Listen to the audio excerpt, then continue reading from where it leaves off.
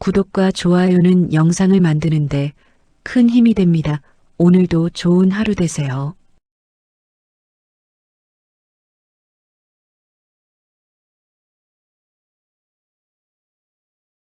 새벽 5시 알람이 울리기 전에 눈이 떠졌습니다.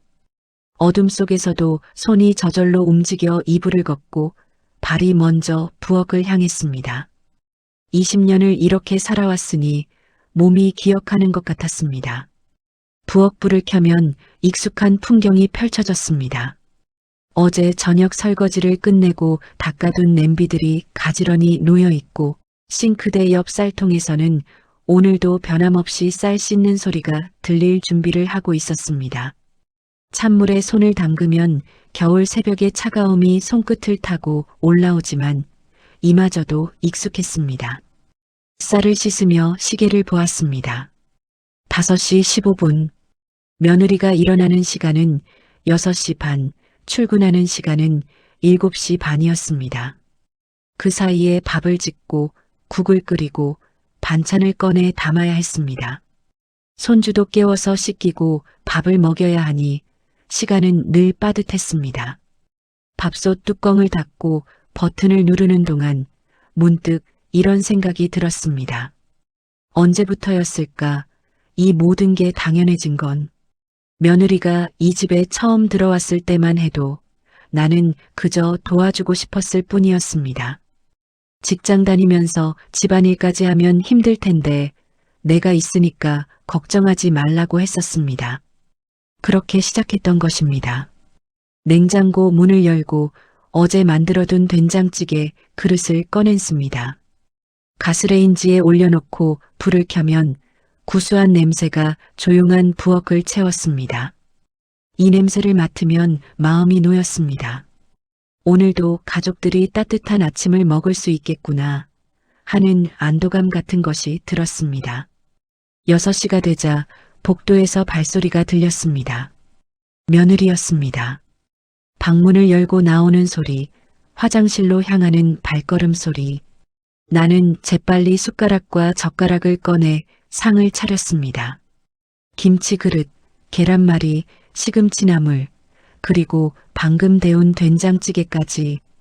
밥솥에서 김이 모락모락 피어올랐습니다. 며느리가 부엌으로 들어왔습니다. 단정하게 빗어넘긴 머리, 아직 화장은 하지 않은 맨 얼굴. 처음 이 집에 들어왔을 때의 그 얼굴이 떠올랐습니다.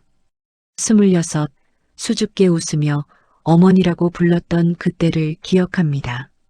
나는 며느리에게 잘 잤냐고 묻고 밥이 다 됐으니 앉으라고 말했습니다. 며느리는 식탁에 앉았습니다. 나는 밥을 푸고 국을 따뜻하게 데워 그 앞에 놓았습니다. 며느리는 숟가락을 들었습니다. 한 숟가락, 2숟가락. 말없이 먹는 모습을 보며 나도 맞은편에 앉습니다. 오늘 회의가 있다고 했던 게 기억나서 점심은 밖에서 먹냐고 물으니 며느리는 아마 늦을 거라고 짧게 대답했습니다.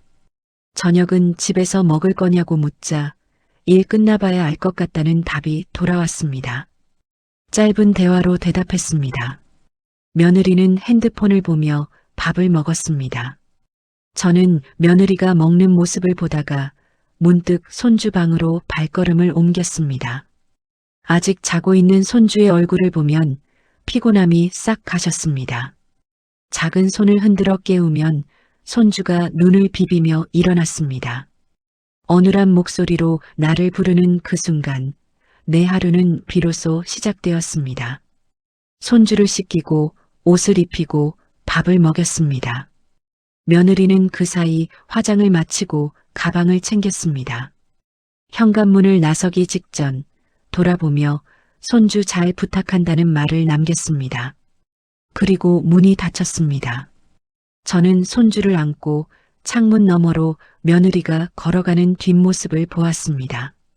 저 뒷모습이 점점 작아지는 걸 보면서 왠지 모를 공허함이 밀려왔습니다. 이게 뭘까? 분명 내가 원했던 일들인데, 내가 선택한 헌신인데 왜 이렇게 허전할까? 손주가 내 품에서 꿈틀거렸습니다. 배고프다고 했습니다. 나는 다시 웃으며 손주를 안아 올렸습니다. 그래, 이 아이가 있으니까. 이 아이 때문에 나는 필요한 사람이니까. 그렇게 스스로를 달래며 나는 오늘도 하루를 시작했습니다. 오전 10시 손주를 재운 뒤 나는 거실 소파에 앉아 잠시 숨을 고르고 있었습니다. 등이 뻐근했습니다. 어젯밤 손주가 밤새 보챘던 탓이었습니다. 몇 번을 안아달래고 우유를 데워 먹였는지 모릅니다. 며느리는 방문을 닫고 잠을 청했습니다. 내일 중요한 회의가 있다는 말과 함께 저는 창밖을 보았습니다. 가을 햇살이 따스하게 들어왔습니다. 이런 날이면 예전에는 친구들을 만나곤 했습니다. 시장에 가서 이것저것 구경하고 찻집에 앉아 수다를 떨고 그런 시간들이 있었습니다. 하지만 손주를 봐야 하니 이제는 그럴 수가 없었습니다. 괜찮아. 이것도 다 내 선택이야. 스스로를 다독이며 일어섰습니다. 점심 준비를 해야 했습니다. 며느리는 밖에서 먹는다 했지만 손주는 집에서 먹어야 하니까 부엌으로 향하는데 핸드폰이 울렸습니다. 친구 영숙이었습니다. 오늘 날씨 좋은데 우리 점심이나 같이 먹지 않겠냐는 말이 들렸습니다. 새로 생긴 국밥집이 맛있다고 했습니다. 나는 오늘은 좀 어렵다고 말했습니다. 친구 영숙이의 목소리에 살짝 서운함이 묻어났습니다. 이미 몇 번이나 약속을 미뤘던 터였습니다.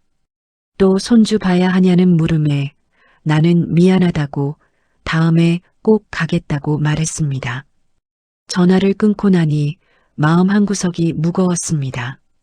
친구 영숙이가 뭐라고 한 건 아니지만 그 침묵 속에서 느껴지는 것들이 있었습니다. 언니는 맨날 손주, 손주라는 말이 들리는 것 같았습니다. 오후 2시쯤 손주가 잠에서 깼습니다. 기저귀를 갈고 옷을 갈아입히고 간식을 준비했습니다. 손주는 내 손을 잡고 거실을 이리저리 돌아다녔습니다. 작은 손에 온기가 전해졌습니다. 이 순간만큼은 모든 피로가 사라졌습니다. 손주가 TV 리모컨을 가리켰습니다.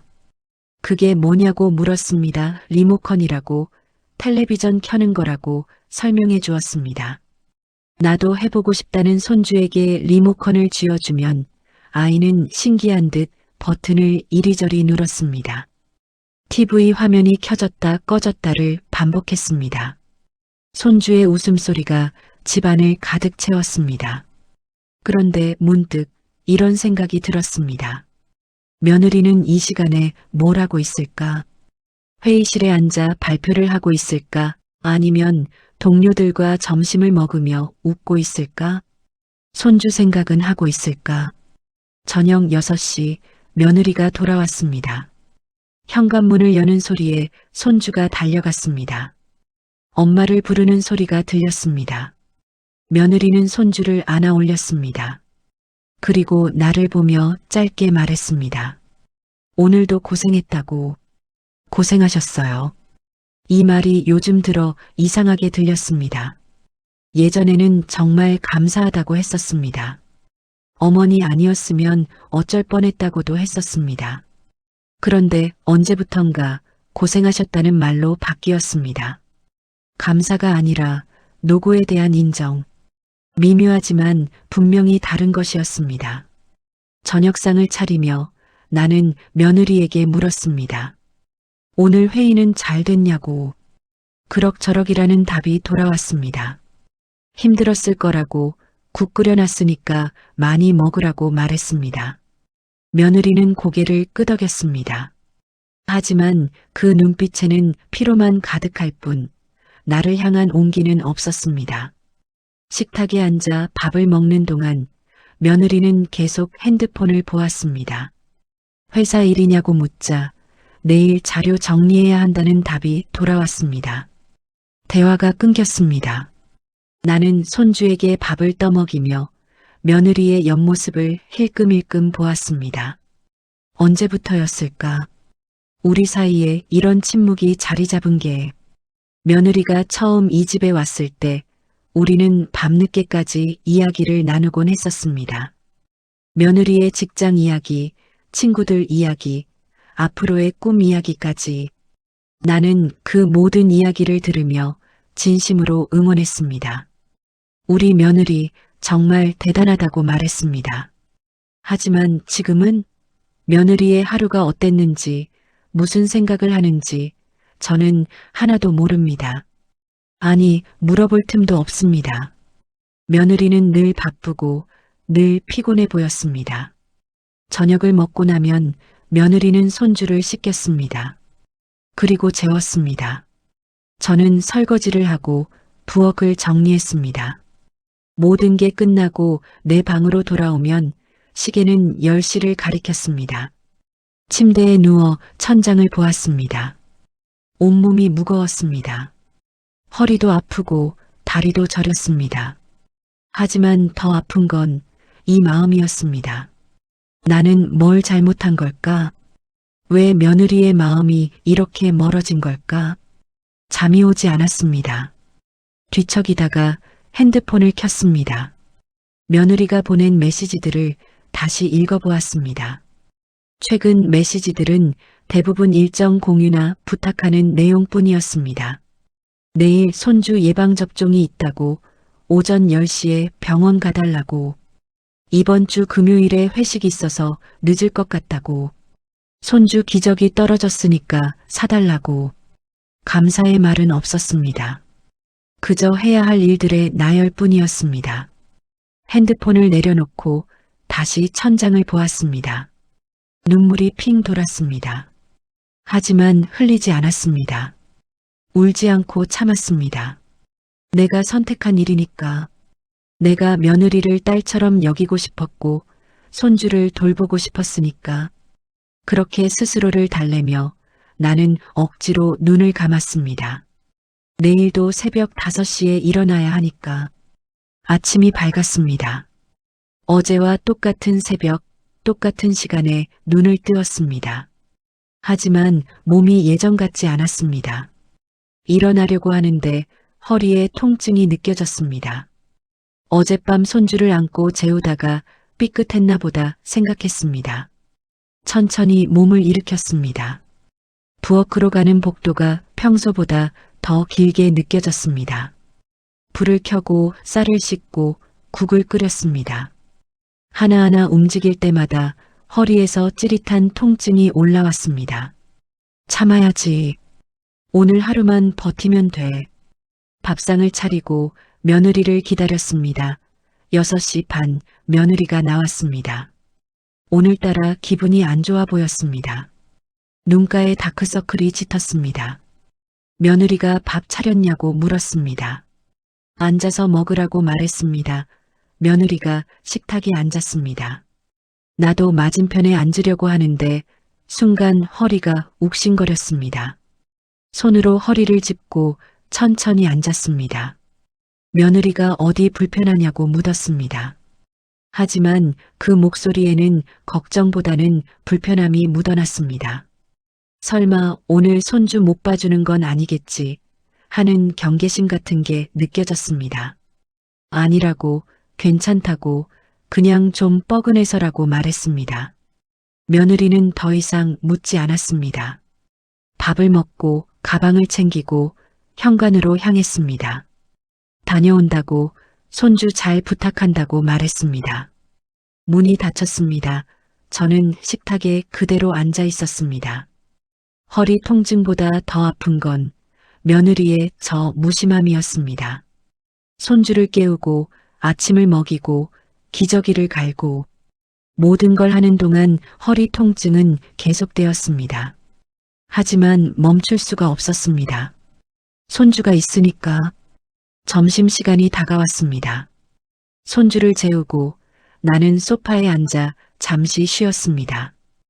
허리에 파스를 붙이고 눈을 감았습니다. 그런데 현관문이 열리는 소리가 들렸습니다. 며느리였습니다. 점심시간에 집에 온 건 처음이었습니다. 집에 있냐는 며느리의 물음에 있다고 대답했습니다. 무슨 일이냐고 묻자 며느리가 부엌으로 들어왔습니다. 냉장고 문을 열고 이것저것 꺼내었습니다. 회의가 취소돼서 집에서 점심 먹으려 한다고 말했습니다. 저는 일어나려고고 아픈 몸을 일으켰습니다. 점심을 차려줘야 한다는 생각이 먼저 들었습니다. 내가 해주겠다고 뭐 먹고 싶냐고 물었습니다. 아니라고 자기가 알아서 하겠다는 답이 돌아왔습니다. 며느리는 냉장고에서 반찬을 꺼내 전자레인지에 데웠습니다. 밥을 푸고 국을 데웠습니다. 저는 그 모습을 멀뚱히 바라보았습니다. 며느리가 식탁에 앉아 먹었습니다. 나도 맞은편에 앉았습니다. 그런데 며느리가 국을 한 숟가락 뜨더니 미간을 찌푸렸습니다. 이 국 언제 끓인 거냐고 묻었습니다. 어제 끓였다고 대답했습니다. 어제 국을 왜 오늘까지 데워 먹냐고 신선한 게 제일 중요하다고 말했습니다. 그 말에 가슴이 철렁했습니다. 나는 며느리가 바빠 보여서 매일 새로 끓일 수 없어서 한 번 끓인 국을 이틀 정도는 데워 먹곤 했습니다. 그게 잘못이었나? 미안하다고 다음부턴 매일 끓이겠다고 말했습니다. 며느리는 대꾸 없이 국을 밀어내었습니다. 그리고 반찬만 먹었습니다. 나는 그 모습을 보며 숟가락을 들 수가 없었습니다. 식사를 마친 며느리가 일어서며 말했습니다. 굳이 이렇게까지 안 해도 된다고. 자기들끼리 알아서 할 수 있다고.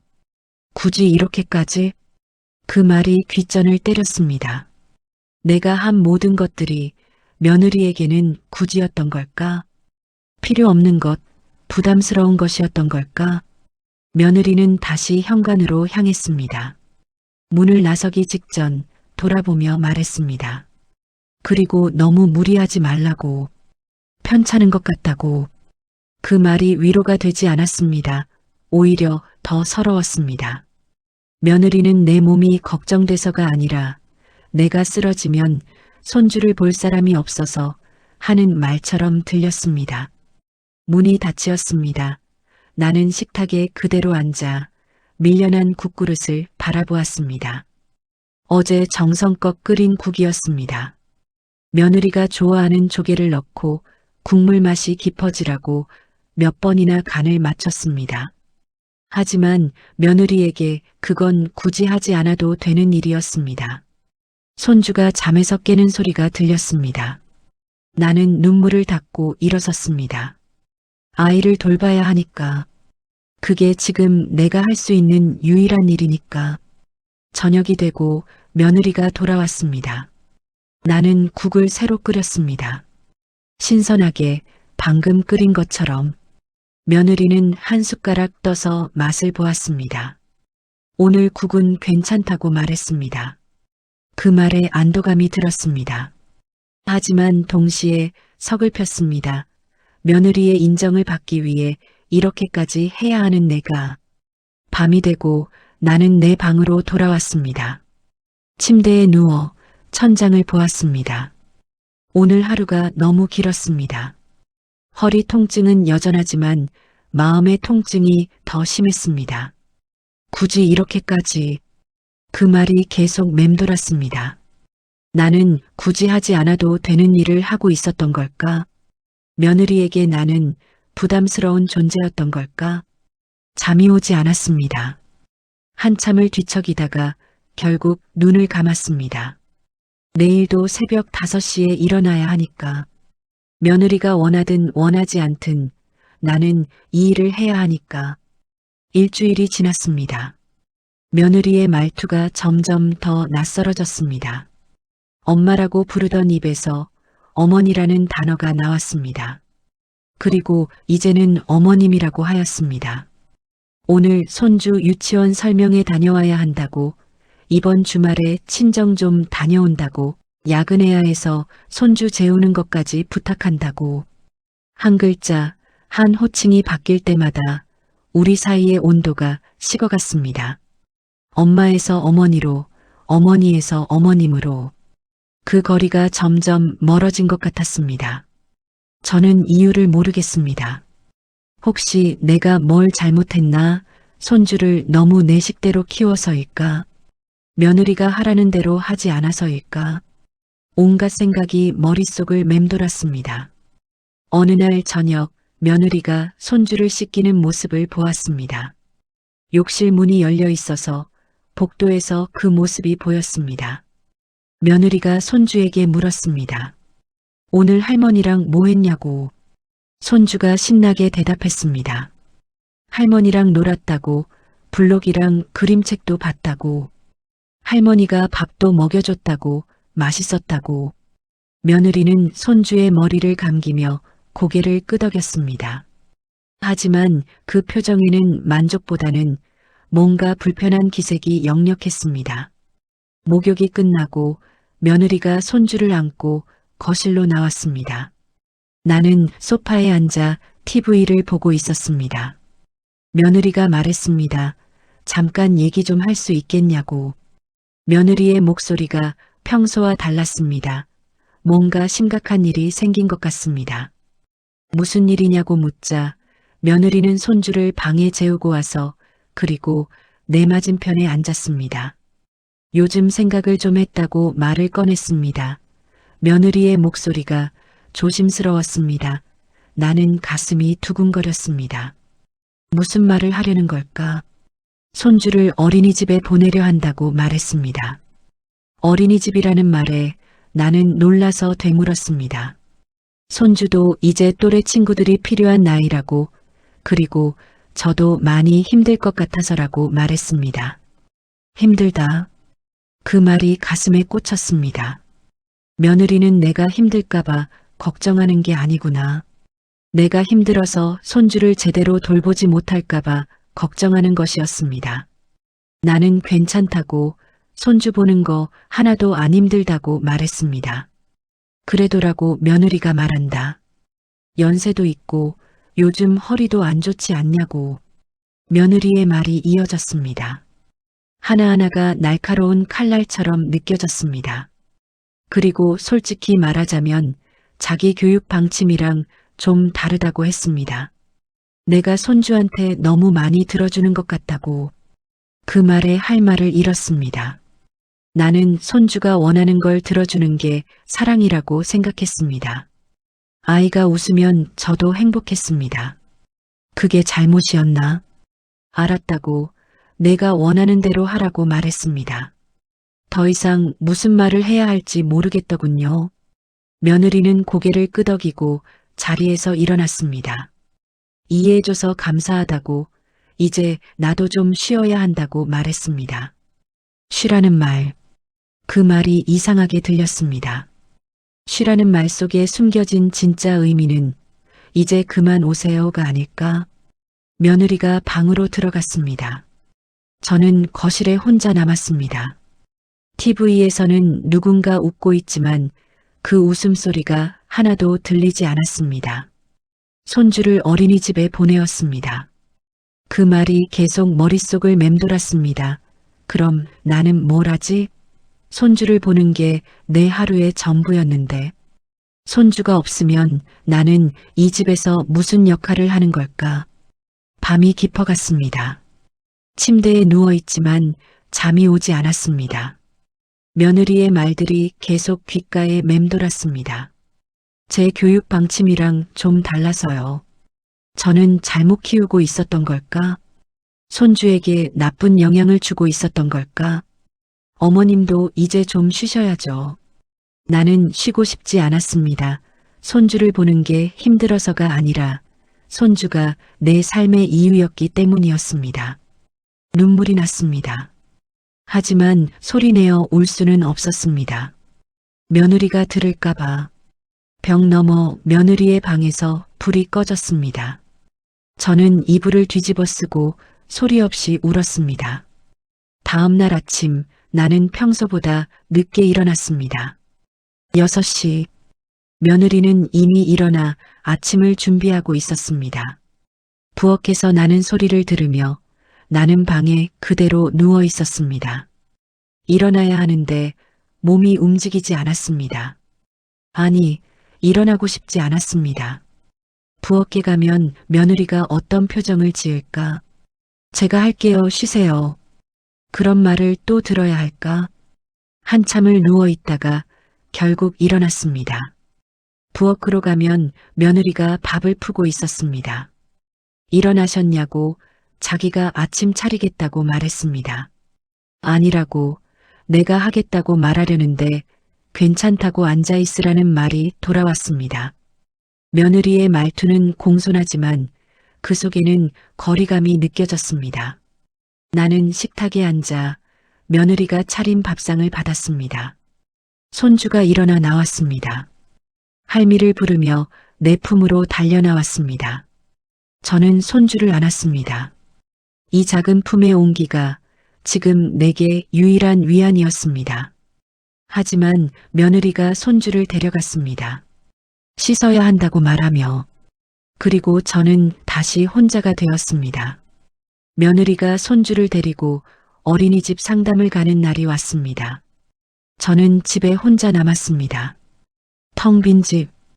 평소에는 손주의 웃음소리, 울음소리, 뛰어다니는 발소리로 가득했던 집이 지금은 너무나 조용했습니다. 거실을 걷어서 손주가 놀던 장난감들이 바구니에 가지런히 정리되어 있었습니다.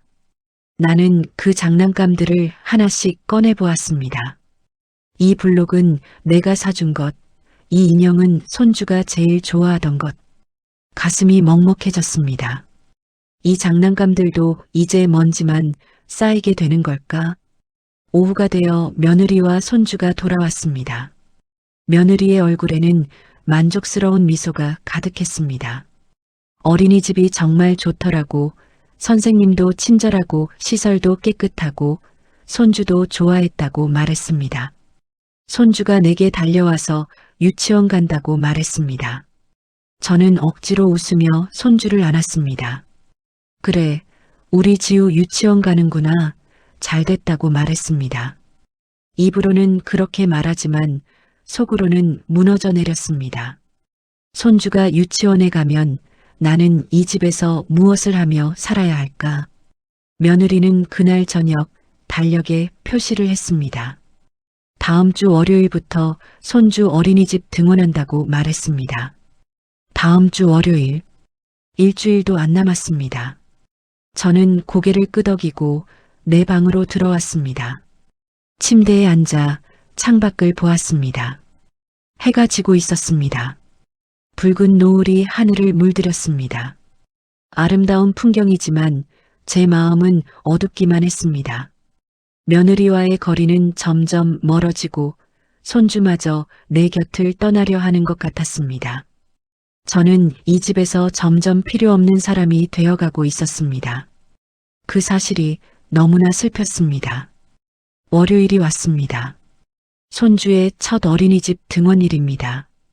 저는 새벽같이 일어나 손주의 가방을 챙기려 했지만 며느리가 이미 다 준비해 놓았습니다. 며느리가 말했습니다.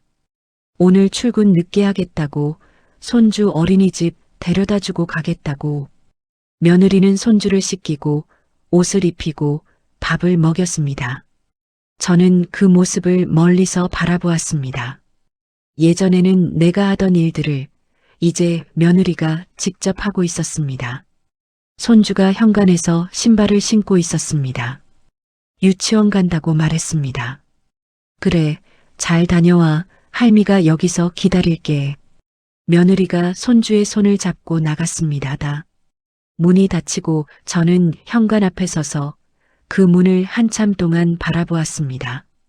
집이 조용했습니다. 너무 조용했습니다. 시계 초침 소리만 또각또각 들릴 뿐이었습니다. 부엌으로 갔습니다. 설거지할 것도 없고 준비할 밥도 없었습니다. 며느리가 다 해놓고 갔습니다. 소파에 앉는다. TV를 켜고 아침 드라마를 보았습니다.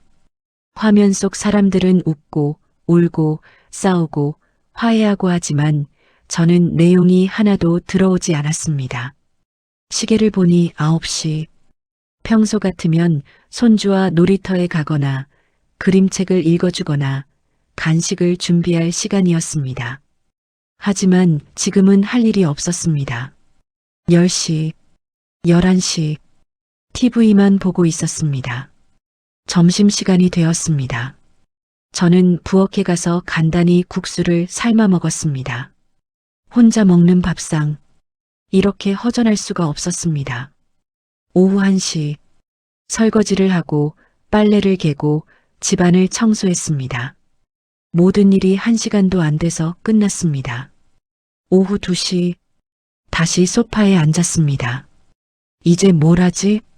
핸드폰을 꺼내 친구 영숙이에게 전화를 걸까 하다가 멈추었습니다. 친구 영숙이는 지금쯤 복지관에서 요가 수업을 듣고 있을 것입니다. 저도 예전에는 함께 다녔었다. 하지만 손주를 보기 시작하면서 그만뒀습니다. 다시 핸드폰을 내려놓고 창밖을 보았습니다. 날씨가 좋아서 산책이라도 나가고 싶었지만 몸이 움직이지 않았습니다. 나가봤자 혼자인데 무슨 재미가 있을까? 오후 4시, 현관문이 열리고 며느리와 손주가 돌아왔습니다. 손주가 할머니를 부르며 달려왔습니다. 저는 반가워서 손주를 끌어안아 올렸습니다.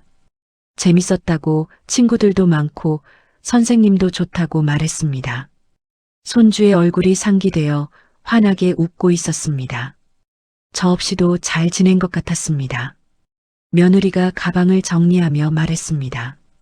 손주가 유치원 정말 잘 적응했다고 선생님이 칭찬하셨다고. 그래, 잘 됐다고 말했습니다. 아무것도 안 하고 TV만 보고 멍하니 시간만 보냈던 것 같습니다. 그냥 집에서 쉬었다고 말했습니다.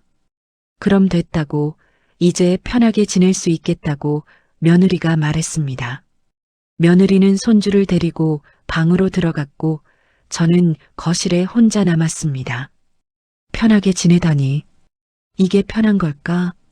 할 일이 없는 게 쉬는 걸까? 아니다.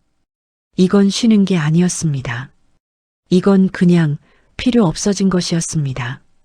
저녁을 먹고 설거지를 하고 손주와 잠깐 놀아줬습니다. 그리고 제 방으로 들어왔습니다. 책상에 앉아 일기장을 펼쳤습니다. 하지만 쓸 말이 없었습니다. 오늘 하루 무엇을 했는가? 아무것도 하지 않았습니다. 다음 날도 똑같았습니다. 손주가 유치원에 가고 저는 집에 혼자 남았습니다. 며느리는 출근하고 나는 텅 빈 집에서 시간을 보냈습니다. 사흘째, 나흘째, 일주일이 지났습니다. 매일이 똑같았습니다. 아침에 눈을 떠도 일어날 이유가 없었습니다.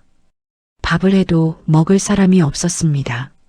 청소를 해도 어질러 놓을 사람이 없었습니다. 저는 점점 투명해지는 기분이었습니다. 이 집에 있지만 없는 것처럼 며느리와 손주의 삶은 계속 흘러가는데 저만 멈춰 있는 것 같았습니다. 어느 날 오후 참다 못해 친구 영숙이에게 전화를 걸었습니다. 영숙이가 반갑게 안부를 묻고 오랜만이라고 어떻게 지내냐고 물었습니다. 저는 그냥 그렇다고 대답했습니다. 친구 영숙이한테 요즘 어떻게 지내냐고 물었습니다. 영숙이가 바쁘다고, 복지관에서 노래교실도 다니고 친구들이랑 등산도 간다고, 저도 같이 다니자고 예전처럼이란 그 말이 가슴을 아리게 하였습니다. 나도 갈 수 있을까? 조심스럽게 물었습니다. 친구 영숙은 무슨 소리냐고 손주 이제 유치원 간다며 시간 있지 않냐고 되물었습니다. 시간은 있었지만 며느리에게 뭔가 허락받아야 할 것 같은 기분이 들었습니다. 저는 생각해 보겠다고 말했습니다. 전화를 끊고 저는 다시 소파에 앉았습니다. 창밖을 보니 햇살이 따스했습니다. 저 밖에는 사람들이 살아가고 있는데 나는 여기 갇혀 있는 것처럼 느껴졌습니다. 아니, 갇힌 게 아니었습니다. 내가 스스로 이곳에 머물러 있는 것이다. 왜냐하면 이곳을 떠나면 저는 정말로 필요 없는 사람이 될 것 같았습니다. 저녁이 되어 손주가 돌아왔습니다. 할머니를 부르며 안기었습니다. 이 순간만큼은 제가 필요한 사람이라는 걸 느꼈습니다. 하지만 며느리가 손주를 데려갔습니다. 씻어야 한다고. 그리고 저는 다시 혼자가 되었습니다. 밤이 깊어갔습니다. 침대에 혼자 누워 생각했습니다.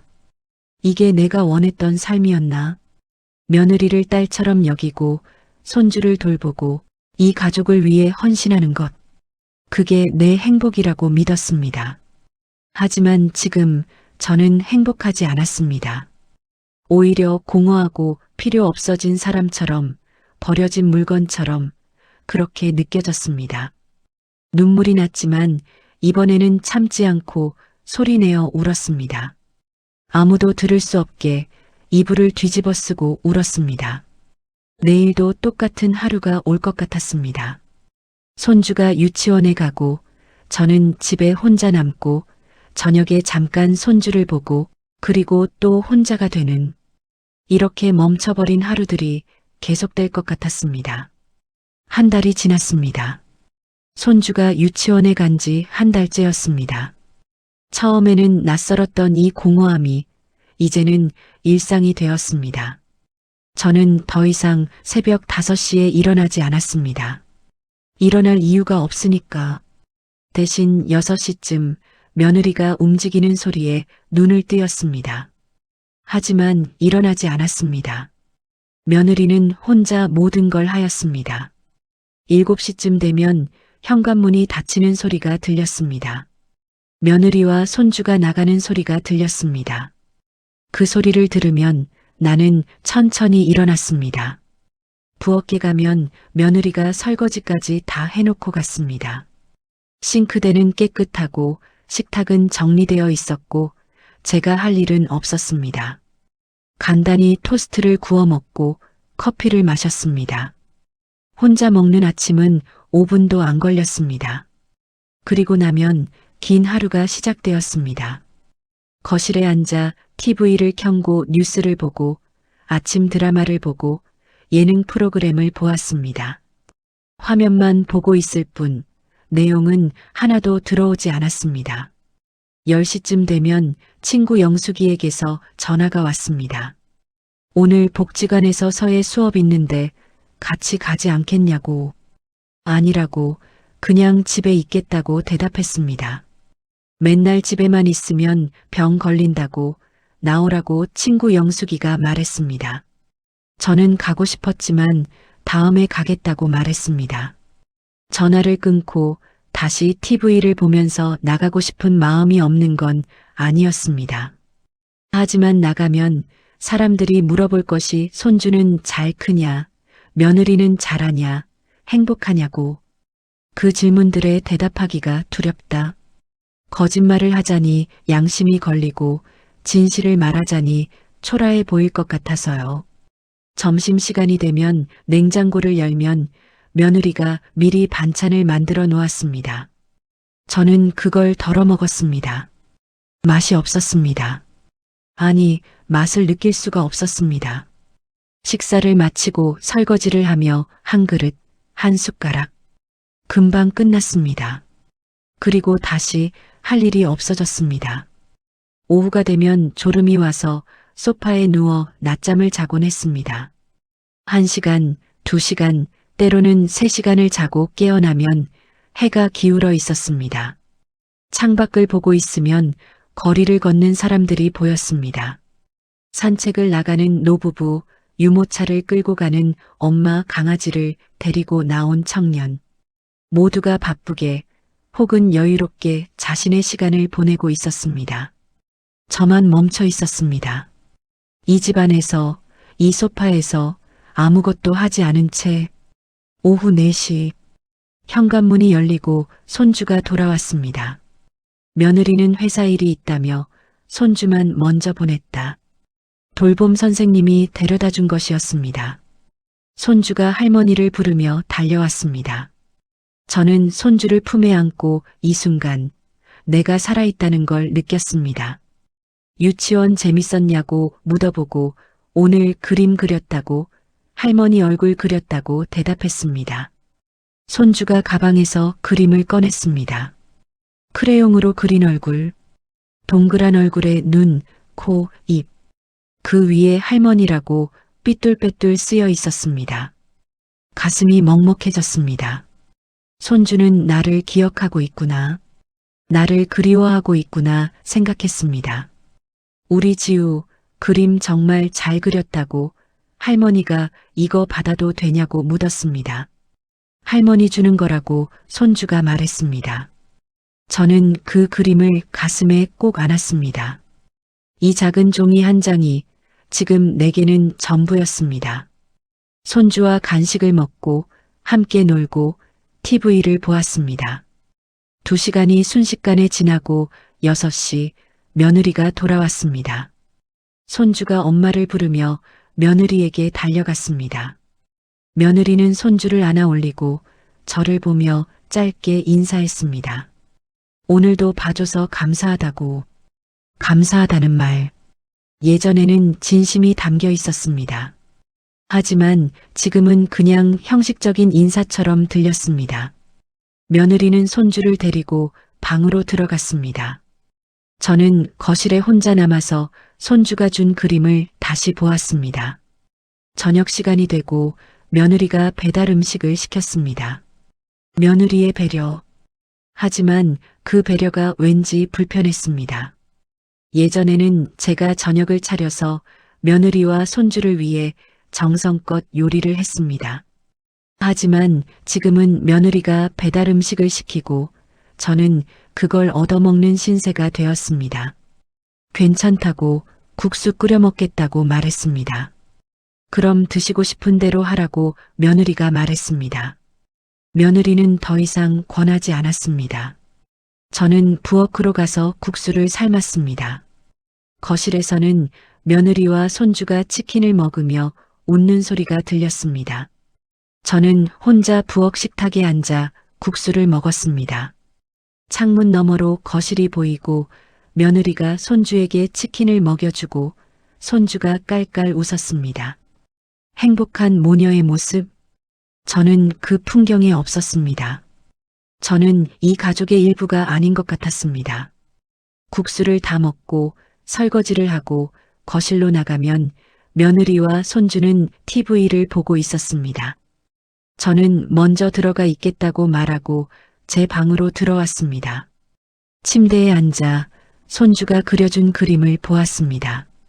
하지만 이 집에서 내 자리는 점점 작아지고 있었습니다. 장식장을 열고 거기에는 손주의 장난감들이 먼지를 뒤집어 쓰고 있었습니다.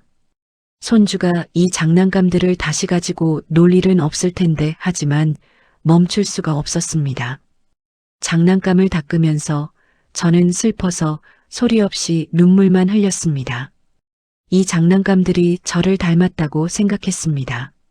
한때는 필요했지만 이제는 치워진 것들, 먼지만 쌓여가는 것들, 모든 장난감을 닦고 나니 밤이 깊었습니다. 저는 그 장난감들을 다시 장식장에 넣었습니다. 침대에 누워 천장을 보면서 오늘도 하루가 끝났다. 아무것도 하지 않은 하루. 아무도 나를 필요로 하지 않은 하루. 내일도 똑같을 것이다. 모레도 다음 주도 다음 달도 이렇게 공허한 하루들이 계속될 것이다. 저는 며느리의 엄마가 아니었습니다. 며느리에게 저는 그저 한때 필요했던 도움이었을 뿐이었습니다. 그 사실을 이제는 인정해야 할 것 같습니다. 어느 금요일 아침 식탁 위에 작은 봉투가 놓여 있었습니다. 며느리의 필체로 어머님께라고 쓰여 있었습니다. 손이 떨렸습니다. 이게 무슨 편지일까? 혹시 이사를 가자는 건 아닐까? 아니면 더 이상 같이 살 수 없다는 통보일까? 천천히 봉투를 뜯었고 편지지를 펼쳤습니다. 어머님, 제대로 말씀드릴 용기가 없어서 이렇게 편지를 씁니다. 그동안 정말 감사했어요. 지우를 낳고 직장을 다니면서도 포기하지 않을 수 있었던 건 모두 어머님 덕분이었어요. 어머님이 계셔서 저는 엄마와 직장인 두 가지 역할을 해낼 수 있었습니다. 하지만 돌이켜보니 제가 너무 많이 의지했던 것 같아요. 너무 많은 걸 당연하게 여기고 어머님의 희생 위에서 제 삶을 살았던 것 같습니다. 그게 얼마나 이기적인 일이었는지 이제야 깨달았어요. 어머님께서 손주를 보시는 모습을 보면서 저는 편했어요. 하지만 동시에 불편했어요. 제 아이를 제가 키우지 못하는 것 같아서, 엄마 역할을 어머님께 빼앗긴 것 같아서요. 그래서 어머님께 점점 더 차갑게 대했던 것 같아요. 제 죄책감을 감추기 위해서요. 이제 지우는 유치원에 가고 저도 조금씩 엄마 역할을 찾아가고 있어요. 늦었지만 제 아이를 제가 키우고 싶어요. 그게 엄마로서 제 책임인 것 같아요. 그리고 어머님, 이젠 어머님도 어머님 자신의 삶을 사셨으면 해요. 손주 때문에, 저희 때문에 어머님의 인생을 포기하지 마세요. 어머님도 당신만의 시간을, 당신만의 행복을 찾으셨으면 좋겠어요. 제가 서툴게 표현했지만 정말 감사했어요. 어머님은 저에게 너무나 큰 힘이었어요. 하지만 이제는 어머님도 저도 각자의 삶을 살아가야 할 때인 것 같아요. 사랑합니다, 어머님. 며느리 올림. 편지를 읽고 또 읽었습니다. 한 글자 한 글자가 가슴에 새겨졌습니다. 감사하다고 했지만, 하지만 동시에 작별을 고하는 것 같았습니다. 이제 각자의 삶을 살자고, 더 이상 얽매이지 말자고. 편지를 쥔 손이 떨렸고 처음에는 서운했습니다. 저는 이렇게 헌신했는데 결국 필요 없어지니 이렇게 정리를 하는 건가? 그런 생각이 들었습니다. 하지만 편지를 다시 읽으니 며느리의 마음이 조금씩 보였습니다. 며느리도 힘들었구나. 저에게 의지하면서도 죄책감을 느꼈구나. 저에게 차갑게 대한 건 미워서가 아니라 자신을 방어하기 위해서였구나. 소파에 앉아서 창밖을 보았습니다. 가을이 깊어지고 있었고 나뭇잎들이 하나둘 떨어지고 있었습니다. 저 나뭇잎들처럼 나도 이 집에서 떨어져야 하는 걸까? 아니, 떨어지는 게 아니고 내려놓는 것이었습니다. 며느리에 대한 집착을, 손주에 대한 의존을, 이 가족 안에서의 제 역할을 내려놓는 것이었습니다. 며느리 말이 맞았습니다. 저는 너무 많은 걸 이 가족을 위해 쏟아부었습니다. 내 시간을, 내 건강을, 내 인생을. 하지만 그게 며느리에게는 짐이었고 저에게는 집착이 되었습니다. 이제는 놓아줘야 한다. 며느리도 손주도 그리고 나 자신도. 핸드폰을 꺼내 영숙이에게 전화를 걸었습니다. 영숙이가 받고서 무슨 일이냐고 영숙이가 물었습니다. 나 이제 나갈 수 있을 것 같다고 말했습니다. 진짜냐고 무슨 일 있었냐고 물었습니다. 아니라고 그냥 정신을 차린 것 같다고 대답했습니다. 영숙이의 목소리가 밝아졌습니다. 진짜 잘 생각했다고 다음 주 화요일에 복지관에서 서예 수업 있다고 같이 가자고 말했습니다. 그래, 가겠다고 대답하고서 전화를 끊고 저는 한참을 앉아 있었습니다. 그리고 천천히 일어나서 방으로 가서 옷장을 열었습니다. 오랫동안 입지 않았던 옷들이 걸려 있었습니다.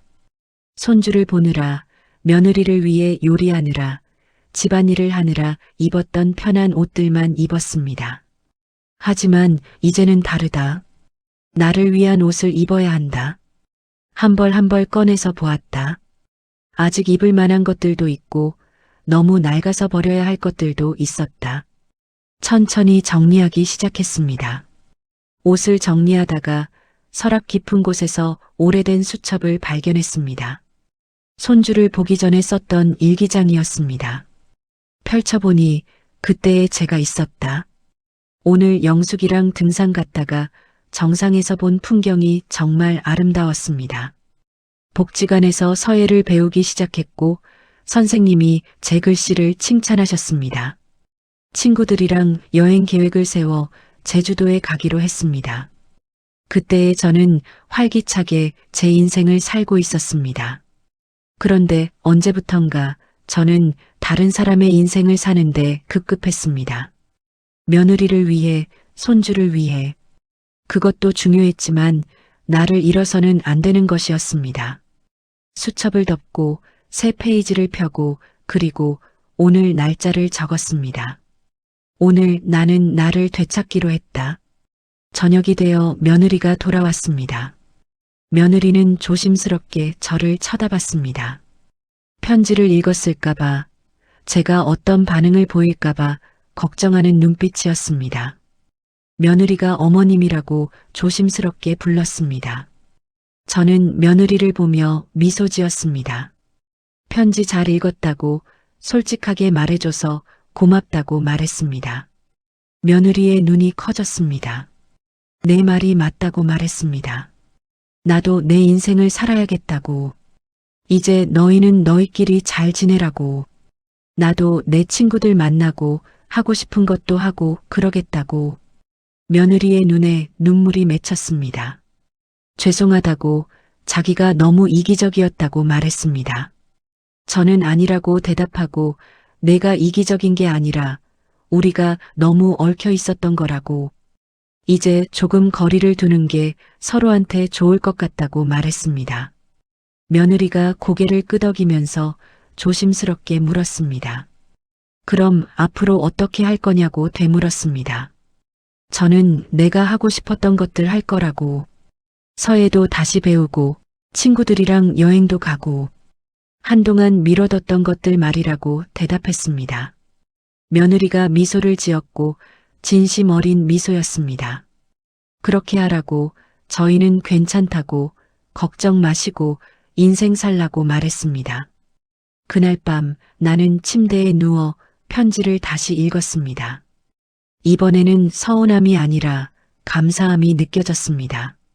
며느리가 이 편지를 쓴 건 저를 밀어내려는 게 아니었습니다. 저를 자유롭게 하려는 것이었습니다. 며느리도 자유로워지고 저도 자유로워지자는, 그리고 그게 맞는 것 같았습니다.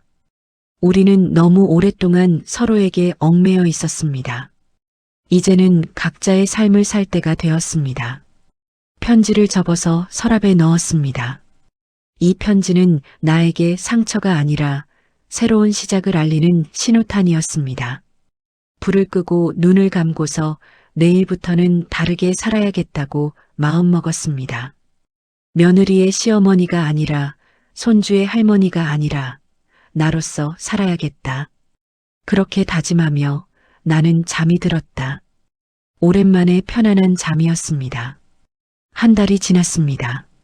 저는 더 이상 새벽 5시에 일어나지 않았습니다. 대신 햇살이 거실로 들어올 때쯤 눈을 떴습니다. 6시 반 혹은 7시, 내 몸이 원하는 시간에 일어났습니다. 부엌으로 가서 커피를 내리고 원두를 갈아서 천천히 내린 커피. 예전에는 이런 여유가 없었습니다. 하지만 지금은 달랐습니다.